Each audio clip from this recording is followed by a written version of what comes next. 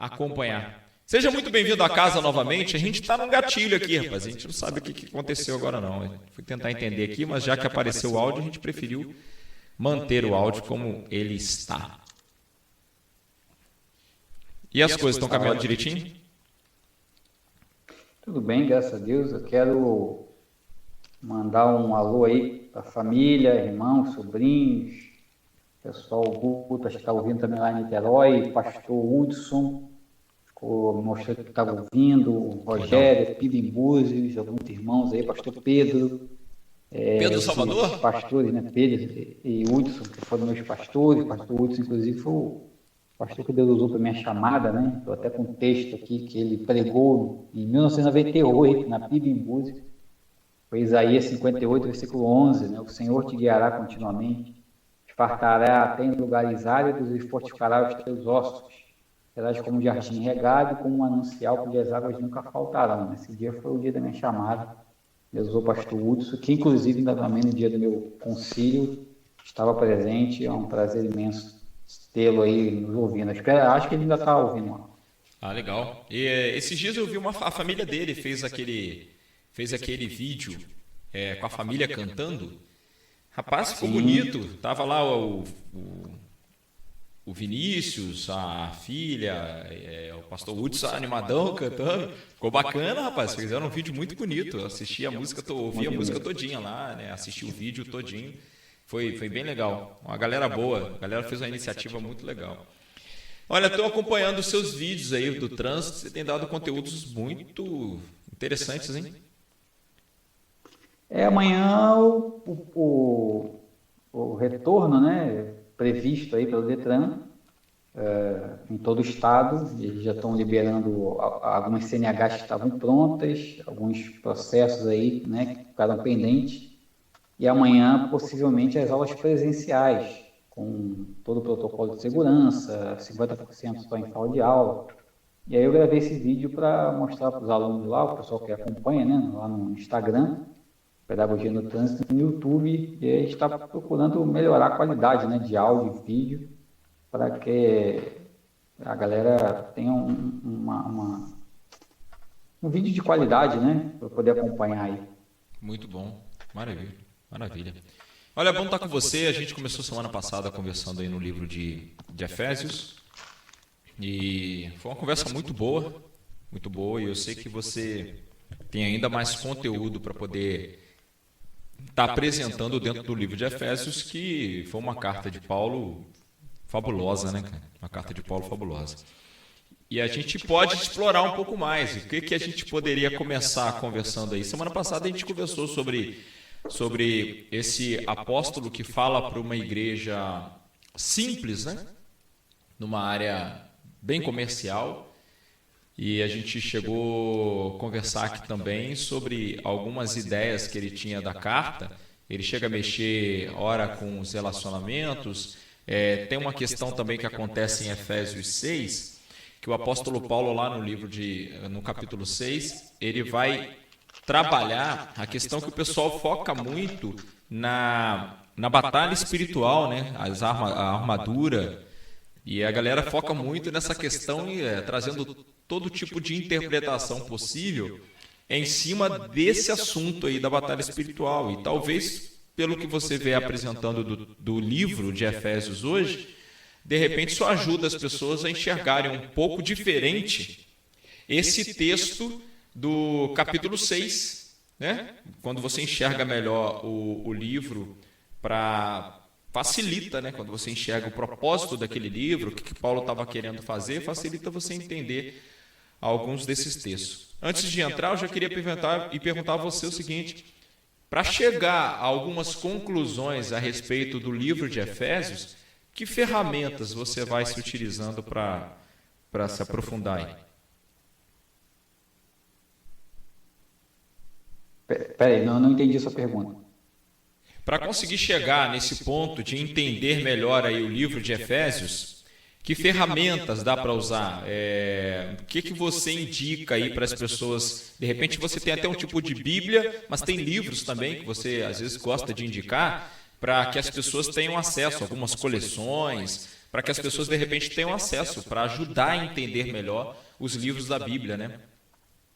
Perfeito, existe uma gama, né?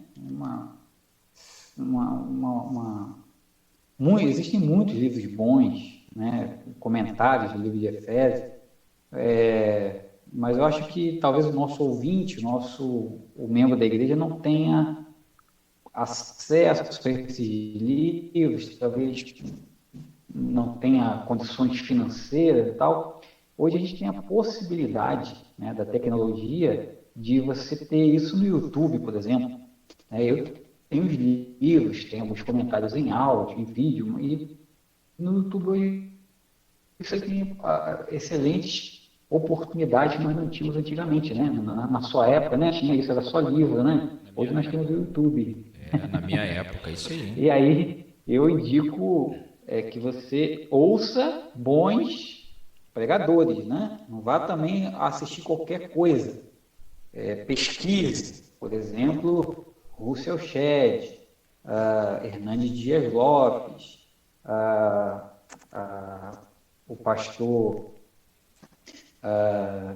Luiz Saião, temos também o pastor lá, eu esqueci o nome dele agora também, do Presbiteriana, que tem uns comentários muito bom, que é o Nicodemos, né?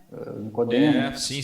Então, uma galera que vai te dar um suporte realmente bíblico, né? Real, um texto. Você pegar aí o Russell Shedd, ele vai te dar uma aula maravilhosa. Luiz Saião, então é uma coisa assim, um suporte, você vai entender realmente o contexto bíblico de forma clara, específica e iluminada pelo Espírito Santo. É isso aí. Deixa eu aproveitar aqui E há aqueles que pregam, mas vai falar muita bobagem, né? Então a gente tem que tomar cuidado, muito cuidado com isso também no YouTube. Sempre teve, sempre vai ter, né? Aproveitar e mandar um abraço para o pastor Hudson. O pastor Hudson já colocou lá no comentário da live da alegria dele de poder estar acompanhando esse quadro Diálogos com a gente aqui no programa Pense Nisso. Então, um abração para o pastor Hudson aí. Obrigado pela participação aí com a gente. Foi professor meu também no seminário, queridão. Sim, exatamente. E antes do seminário, o pastor Hudson foi meu professor em 1991, rapaz. Fiz um curso de pregador leigo lá na Igreja Batista do Braga, pastor Neemias. O pastor Hudson era pastor do Antigo e Novo Testamento. E a carta aos Efésios é a carta, né? É a carta, como disse o Russell Shedd, uma das que ele mais gosta. E eu aprendi com o pastor Hudson, lá em 1991, que o tema desta carta é Cristo, a nossa cabeça, ou Cristo, a cabeça nossa, a cabeça da igreja. É o dono da igreja. E eu nunca esqueci isso. E lendo o texto, pesquisando, estudando agora, né, mais a fundo, a gente percebe exatamente isso, que Paulo utiliza essa expressão, né, da igreja como um corpo e sendo Cristo a cabeça. Você citou o capítulo 6, né, fala da armadura de Deus, né, que é a partir do versículo 10, e Paulo, mais uma vez, ele vai utilizar o que? A expressão corporal, né, a ideia de corpo, agora olhando para os soldados romanos, a sua farda, tudo que eles utilizavam, e faz uma analogia disso para a vida espiritual, o que o crente precisa para batalhar, para combater contra o pecado. Ele deixa bem claro, né? No versículo 10, finalmente fortalecei-vos no Senhor e na força do seu poder, revesti-vos de toda a armadura de Deus, para que possais permanecer firmes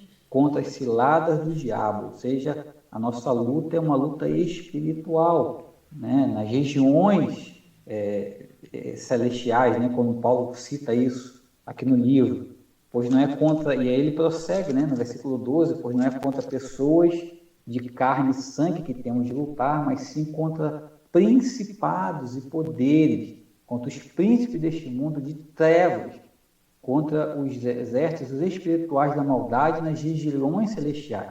Então é uma batalha espiritual. Então, por isso aí no versículo 13 ele começa falando da armadura, né? Por isso, tomai toda a armadura de Deus, né? E não a armadura do exército romano. Ele faz analogia, para que possais resistir no dia mau, e havendo feito tudo, permanecer firme. Portanto, ele repete, permanecer firmes, trazendo em volta da cintura a verdade. Então, ele começa falando que a nossa vida deve ser deve ser um livro aberto. Deve ser algo onde a verdade é a nossa garantia, né? Onde Deus vai estar trabalhando. Se a gente não permitir que a verdade faça parte da nossa vida, uma mentira sequer, uma tentativa qualquer de driblar a lei, de driblar alguma situação, a verdade de Deus já não vai estar na nossa vida, e aí já compromete, já deixou essa parte da armadura. Então, Paulo diz que você tem que estar com toda a armadura. Uma só peça faltando, você já está comprometido, e o diabo vai achar uma brecha para poder te atacar. Bacana. E a gente, quando começa acompanhando você está falando do capítulo, a gente está falando do capítulo 6, né? Que também Paulo já vinha falando, inclusive, sobre a questão dos relacionamentos. Eu acho que tem uma coisa que é chave aí, porque é um texto, o capítulo 6 tem essa parte da armadura, que é muito, mas muito conversada, pensando extremamente numa batalha contra Satanás, ações de possessões demoníacas, esse revestimento contra o inimigo. E você chega a citar que Paulo fala sobre ciladas. E as ciladas, elas são coisas do dia a dia. Se a gente começar a destacar aqui a ferramenta que está sendo apresentada por Paulo, a gente vai perceber que Paulo está falando de coisas muito básicas, muito simples, né? E para mim a frase-chave é quando ele fala assim: a luta de vocês não é contra carne e sangue. No início do capítulo 6, ele fala sobre os filhos honrarem seus pais, ele fala também em outros momentos do relacionamento conjugal, ele fala muito de relacionamento, e parece-me, aí eu deixo para você essa questão, Júlio, parece que Paulo pega uma sequência de conversas e começa a dizer do perigo que é Satanás e as suas ciladas, para inclusive atrapalhar o processo desse relacionamento da igreja em todos os âmbitos, em todas as áreas que essa igreja vive. Ele vai falar para a igreja, mas ele vai falar que a igreja parece que tem que lutar, tem que enfrentar essa batalha com o inimigo, e que o inimigo está muito focado em mexer nesses relacionamentos. Há um relacionamento com Cristo? Sim, há um relacionamento com Cristo, mas o relacionamento com Cristo também está bem na paralela ali com o relacionamento que você tem com o seu pai, que você tem com a sua mãe, que você tem com o seu filho, que você tem no âmbito conjugal, que você tem também com o teu irmão em Cristo. O teu irmão em Cristo, quando ele destaca ali, lembre-se que a luta de vocês não é contra a carne ou sangue, parece que ele está colocando a vírgula, falando assim: porque vocês podem estar brigando com um alvo errado, vocês estão achando que, do jeito que vocês estão vivendo aí, vocês estão tendo alguns problemas. É mais ou menos por aí, Júlio? O que dá para a gente enxergar aí dessa linha de Paulo aí, que você esteja enxergando, e você sabe que esse momento do diálogo aqui é justamente para a gente conversar e colocar aquilo que a gente está enxergando do livro.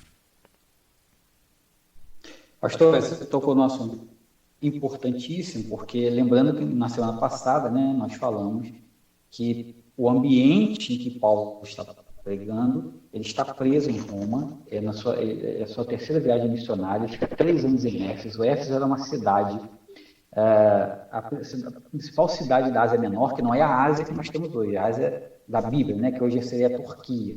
Então, Paulo está preso numa prisão domiciliar em Roma, e ele então começa a escrever a carta.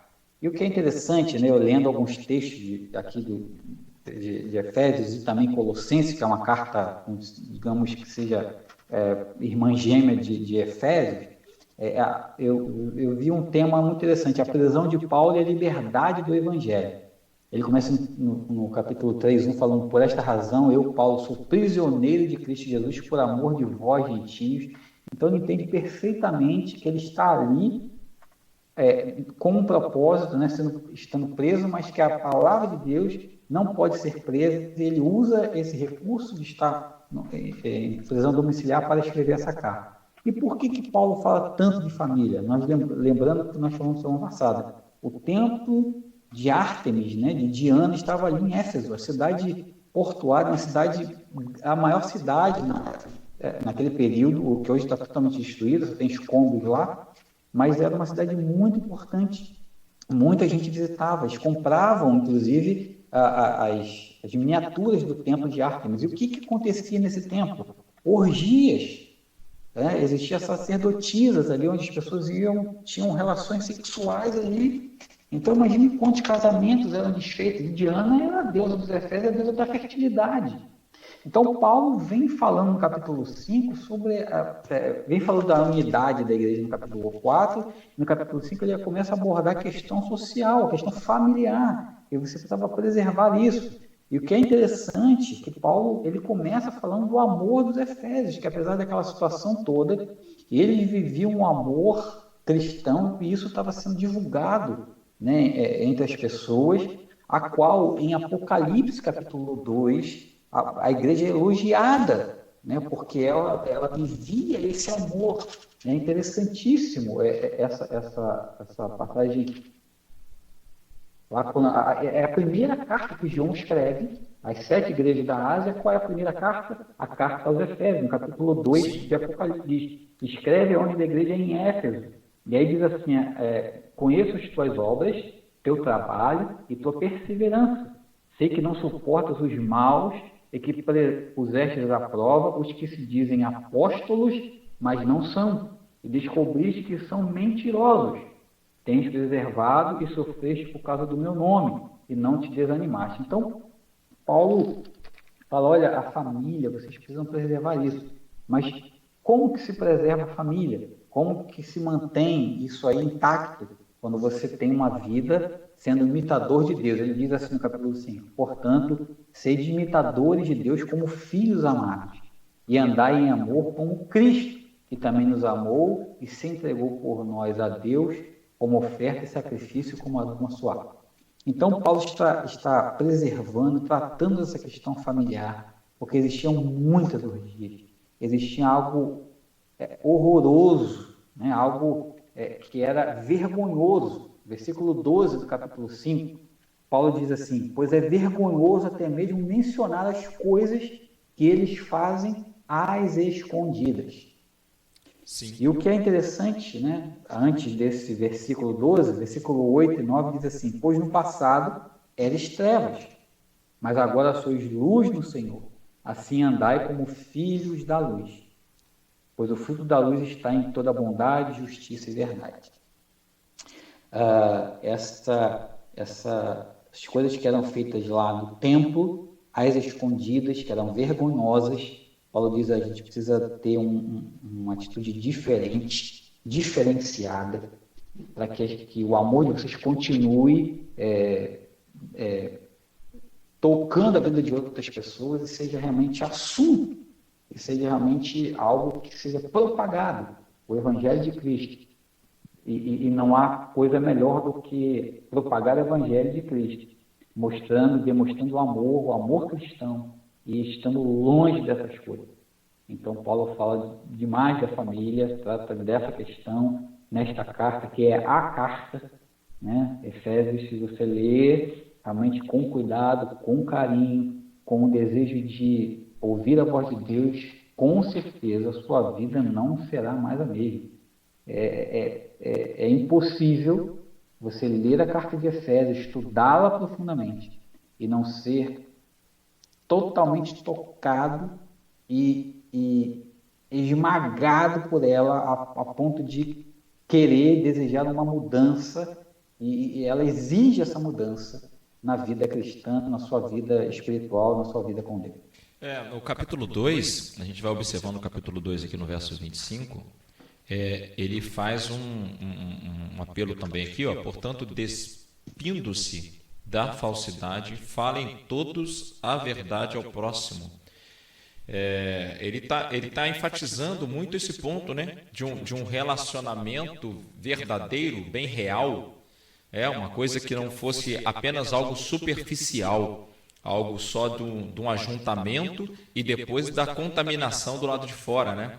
Então parece que ele está tratando realmente alguns pontos bem claros dessa igreja de Éfeso ali, que tinha tudo para ser influenciada pela pressão dos conceitos da imoralidade, né? Aquela pressão que estava acontecendo à volta dela. E aí eu aproveito e te pergunto o seguinte, Júlio.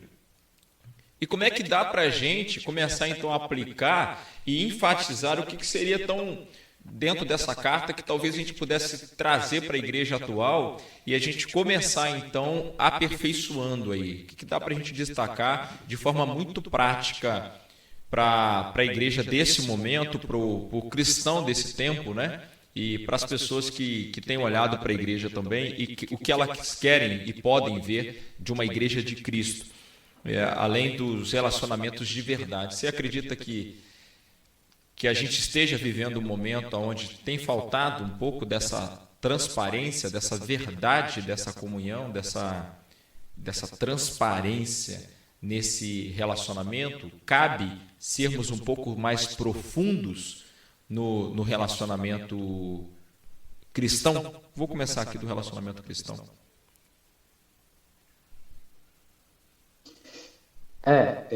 Eu não ouvi, no início o áudio ficou picotando para mim, eu não entendi direito, mas acho que você está falando da questão da unidade, né, cristã. Isso, exatamente.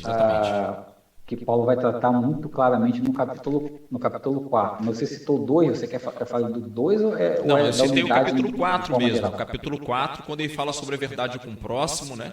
E ele também, lá no 6, já falava sobre verdade, e a gente deu uma ênfase aqui à questão dos relacionamentos. E aí a minha pergunta para você o que a gente consegue hoje enxergar que essa carta pode bater como uma flecha na vida desse cristianismo? Pontos da verdade, tem faltado verdade, transparência, ou a gente tem andado nesse campo da superficialidade? A gente pode se aprofundar melhor nisso. Como é que essa carta poderia falar para a igreja atual hoje? Então, no capítulo 4, né, Paulo começa dizendo que, portanto, eu, prisioneiro no Senhor, peço-vos que andeis de modo digno para com o chamado que recebeste. Como andar de forma digna? Com toda a humildade, ele diz no versículo 2. Mansidão, com paciência, suportando-vos uns aos outros em amor. Eu acho que há uma intolerância muito grande. Eu acredito que fui muito intolerante já na minha vida e percebo quanto isso foi prejudicial. E quando a gente deixa de ter essa humildade, de ver que nós erramos também, porque a intolerância o que é? E quando a gente acha que aquela pessoa poderia fazer melhor, né? Tudo tinha que ser assim, a gente quer tudo a ferro e fogo e tal, mas não olhamos para nós mesmos. Quando nós temos nossas falhas, nossos erros, ser humilde, olhar para dentro e perceber que nós podemos falhar também, errar também, cair também. E faltando essa humildade, né, a mansidão, Provérbios capítulo 15, né, versículo 1 diz que a resposta branda apaga o furor. Então, a nossa tendência é quando alguém toca em alguma coisa que nos machuca, a gente já logo quer, né, retrucar e às vezes a gente ouve, né, coisas na igreja. Eu já ouvi, por exemplo, às vezes a gente estava num retiro espiritual e teve uma hora que eu fui, né, ao banheiro assim, estava algumas pessoas conversando próximo e eu ouvindo a conversa, falou assim, não, comigo é assim, bateu, levou. E eu fiquei horrorizado com aquele negócio, né? Eu falei, meu Deus, mas espera aí, né, num congresso, a pessoa crente, camarada crente, e ter esse tipo de atitude, ou seja, comigo é assim, bateu, levou. E a gente percebe isso às vezes, né, numa assembleia, as pessoas não têm paciência eu já vi assembleias muito complicadas. Falei, meu Deus, né? E a gente às vezes é assim, essa intolerância, essa falta de humildade, essa falta de mansidão. Isso é prejudicial demais para a unidade e a vida da igreja. Com paciência, suportando uns aos outros em amor. Meu filho, ele cisma de querer subir nas minhas costas. Eu falei, rapaz, teu pai está cansado, rapaz, minha coluna está doendo e tal. Aí hoje eu brincando com ele, eu falei assim, agora então você que vai me levar. Aí eu falei, papai, você é muito pesado. Né? Então, quando é comigo, eu sou pesado, né? Você, todas as minhas costas, eu não posso ficar cansado não, né?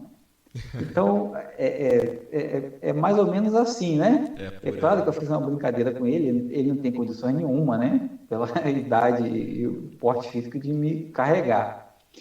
Mas às vezes a gente se coloca nesse lugar, né? Como criança, assim, eu não dá para fazer isso não, eu não suporto isso, né? Eu não suporto isso, eu não consigo fazer isso. E às vezes falta um pouquinho de esforço. Um pouquinho de esforço. É a minha natureza. O que as pessoas se baseiam como álibi para o não ter paciência, para o não suportar o irmão, dizer que é a sua natureza. E por ser a sua natureza pecaminosa e má, mas isso é o velho homem, como Paulo diz exatamente aqui, né? Já foi a velha natureza. Por Cristo, né? A nova natureza exige e pede humildade, mansidão, paciência, e para que possamos suportar em amor. Né? Essa é a unidade no espírito que Paulo fala para a igreja. É possível, né, Júlio? A verdade é que é possível que a gente seja realmente uma referência de relacionamento, né? Se a gente se atentar aos princípios que são estabelecidos, eu tive a oportunidade de fazer filosofia, né, um bacharel em filosofia. Não sei se você chegou a fazer junto também naquele período, não. E a gente vai percebendo que durante um período o ser humano ficou muito relativista, que seria a palavra para ser colocado, né? Ele olha para a Bíblia também e ele começa a estudar a Bíblia fora de um princípio. E acaba que o livro de Efésios passa a ser mais uma das ferramentas para o camarada estudar, para a pessoa estudar, e ela vai colocando em prática aquilo que convém. Isso é muito ruim, porque eu acho que a gente tem vivido um pouco desse tempo. O nosso desafio aqui na comunidade tem sempre sido a gente entender que a Bíblia é uma autoridade sobre nós, uma autoridade absoluta. Não dá para dizer, acho que não é bem assim, não precisa ser feito dessa forma. E parece também que o que o mundo está esperando, o que as pessoas estão esperando, é que encontrem em nós esse porto seguro de relacionamento. Que elas consigam encontrar em nós esse porto seguro e a gente não está falando de uniformidade, né, Júlio? É importante entender que a Bíblia, quando ela fala de se suportar, de sermos tolerantes, longânimos, ela não está falando de sermos iguais. Ela está falando para da gente se fundir. O grande mistério de tudo isso é que as nossas diferenças em Cristo vão nos permitir andarmos juntos e até admirarmos as nossas diferenças. Até a gente aprender a admirar um ao outro, a aprender a perceber que um age diferente do outro e entender como que a gente pode andar junto mesmo com essas diferenças. Eu acho que é aí que entra a questão de Cristo. Quando Paulo chega a dizer no capítulo 5, você falou aí, sede, pois, imitadores de Deus como filhos amados, né? Sendo imitador, eu acho que é o momento que ele fala assim, olha, com todas as dificuldades que vocês têm, só tem um jeito de vocês andarem bem. Usem Jesus como modelo. E quando a gente usa Jesus como modelo, a gente vai resolvendo essas questões. Você estava falando sobre a questão de às vezes não conseguir tolerar. O problema não é o que a gente sente, porque tem hora que o que a gente sente, a gente já sentiu, já foi. Aquela ira. Tem um texto até do capítulo 4 desse livro de Efésios que fala, irai-vos, mas não pequeis. Então, assim, a ira vem, mas é nessa hora que a gente fala, Jesus, eu não gosto de estar sentindo o que eu estou sentindo. Não seria isso a gente viver em transparência com o Senhor também e nesses relacionamentos? Não negar o que sentimos também, Júlio? Não, perfeito. Somos humanos, seres humanos. Né? Você citou o capítulo 4, versículo 26, né? Quando sentis de raiva, Isso aí. não pequeis, não pequeis. E não conserveis a vossa raiva até o pôr do sol. Estou lendo a versão século 21. Uhum, perfeito. Então você não deve deixar isso te dominar por muito tempo. Você não deve deixar que isso te domine a ponto de você tirar a vida do seu irmão, ainda que você tenha vontade de fazer isso. Você está num terreno perigoso. Quando você sente raiva, você está numa situação muito perigosa.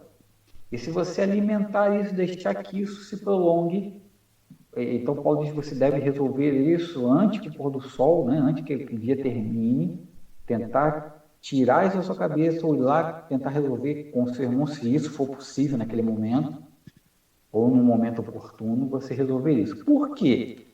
Quando eu citei, né, a carta de Efésios, lá em Apocalipse, Jesus começa fazendo um elogio, né, mandando que João escrevesse, dando um elogio, mas depois, no versículo 4, diz assim: tenho contra ti, porém, o fato de que deixastes o teu primeiro amor. É verdade.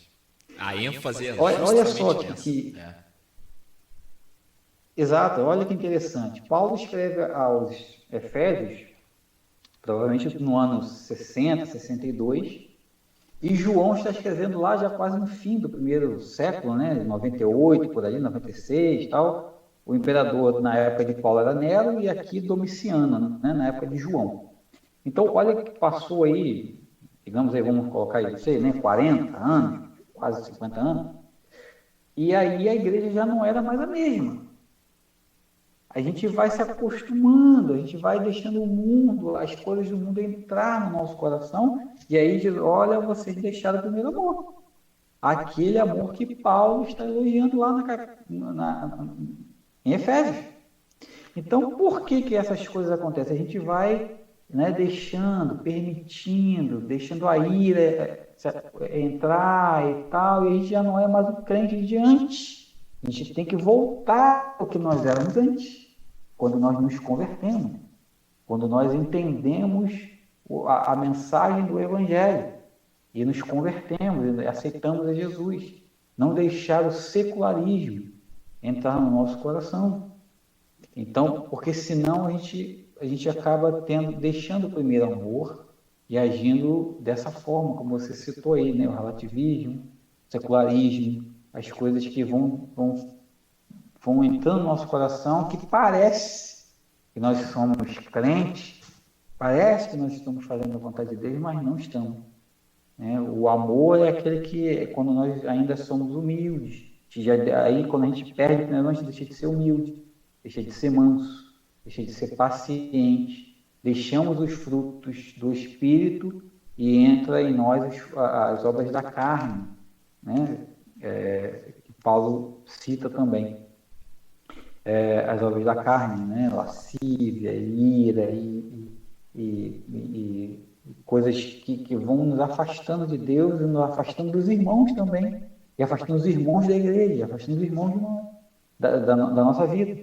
E aí perdemos a unidade, perdemos às vezes até a fé, perdemos o convívio, perdemos a alegria, a paz, que foi enxertada em nossos corações através do Espírito Santo. É verdade. Deus nos elegeu, nos adotou, Jesus nos perdoou, o Espírito Santo nos selou como garantia de vida eterna, como penhor, né? Jesus pagou, rasgou a cédula, como ele diz lá em Colossenses, que era contra nós, ou seja, nós somos hoje adotados por Deus, temos a herança, a mesma herança do povo de Israel, e a herança agora celestial, a herança eterna, a herança não apenas Canaã, uma terra física, um local geográfico aqui na terra, mas o Israel celestial, né? A glória eterna, porque nós fomos selados, temos a garantia, né? Como o rei naquela época tinha um anel e selava a carta, né? Para que ela não fosse violada. E esse selo do Espírito Santo é o penhor, é a garantia de que nós estamos garantidos, endereçados ao céu. Amém, amém. Júlio, Juninho já me disse aqui que o tempo estourou. E quando o Juninho fala que o tempo estourou, estourou mesmo. Mas que carta, hein? Que bate-papo agradável. Muito obrigado pro pessoal e agradecer o pessoal que estava aí passando e que vai passando depois, né, pelas redes sociais. Muito obrigado a vocês que têm participado com a gente, pessoal que nos ouve pela rádio. E lembrando que próximo mês o Júlio vai ter um próximo livro que ele vai estar nos apresentando como desafio para que a gente converse aqui e possa nos alimentar. Já tem um livro já, Júlio? Colossenses. Beleza, então tá bom, tá lançado então. Então, próximo mês aí, no nosso diálogo, nós vamos para Colossenses, vamos mergulhar nesse livro aí e vamos ser abençoados por ele. Nossas redes sociais estão toda sexta-feira divulgando a nossa leitura da Bíblia, né? Novo Testamento da Ana. Algum detalhe, Júnior, não? Podemos fechar? Dá tempo de Júlio orar então? Então, beleza. Então vamos lá, Júlio. Vou pedir a você para orar por essa unidade da igreja aí, para que Deus esteja abençoando. Senhor nosso Deus, nos ajude a sermos humildes, a ter, ó Pai, mansidão, paciência, suportando uns aos outros em amor, como Jesus nos fez conosco, com seus discípulos, com Pedro que o negava, com Judas que o traíra, com aqueles que queriam ir para o céu, estar ao seu lado direito, esquerdo, com tantas pessoas que viraram as costas para Jesus, que nós possamos aprender com o Senhor Jesus, a amar uns aos outros e a suportar uns aos outros em amor, e não deixar que a ira permaneça no nosso coração a ponto de nos afastarmos deste primeiro amor. Traga-nos, Senhor, de volta ao avivamento, a vida espiritual, aquela que agrada ao Senhor, aquela pela qual nós fomos salvos, perdoados, adotados e selados pelo Espírito Santo. Ajuda-nos, Senhor Deus, a desenvolver a nossa santificação e essa unidade espiritual a cada dia. Em nome de Jesus. Amém, Senhor. Amém, amém, amém. Glória a Deus. Meu amigo, valeu, hein? Obrigado por essa sala e esse bate-papo muito agradável.